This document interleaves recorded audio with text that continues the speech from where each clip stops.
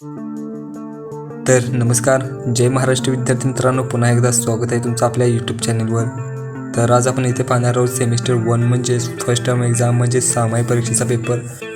तर हा पेपर इयत्ता 9वीमध्ये शिकणाऱ्या विद्यार्थ्यांसाठी असणार आहे। यासाठी सब्जेक्ट असणार आहे मॅथ्स 2 आणि हा पेपर सेमीमध्ये असणार आहे। मराठीमध्ये आपण पेपर ऑलरेडी अपलोड केलेला आहे। तर हा पेपर एकूण 2 तासाचा राहणार आहे आणि यासाठी मार्क असणार आहे 39। हे सर्व तुम्हाला माहितीच असेल मित्रांनो, पण हा 2022-23चा पेपर असणार आहे।